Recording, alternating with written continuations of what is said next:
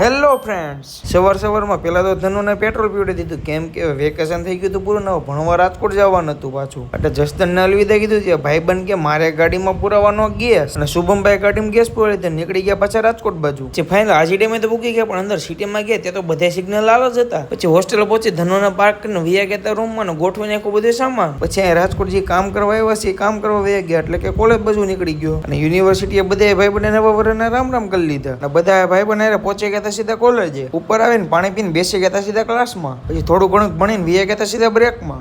પછી થોડોક નાસ્તો મંગાવી લીધો, નાસ્તો ખાઈને ઘડીક બેસીને વીએ ગયા સીધા ક્લાસમાં ઇંગ્લિશનો અને મેથ્સનો લેક્ચર અટેન્ડ કરીને પડી ગઈ હતી રજા ને હવે જવાના તો હોસ્ટેલે. નાયદ મેં કીધું હું બસમાં ચડે એટલે ઊભો રહી ગયો, ત્યાં તો બસે આવી ગઈ એટલે બેસી ગયા સીધા બસમાં. ને બસમાં હજી કંડક્ટર ટિકિટ લઈ પેલા તો યુનિવર્સિટી હું ઉતરી ગયો પાછો. આત્મનિર્ભર બનીને પહોંચી ગયા સીધા હોસ્ટેલે. અચ્છા શુભમભાઈ કે આપણે બહાર જમવા જવું છે એટલે બે ભાઈ પણ પાછા ગાડી લઈને નીકળી ગયા.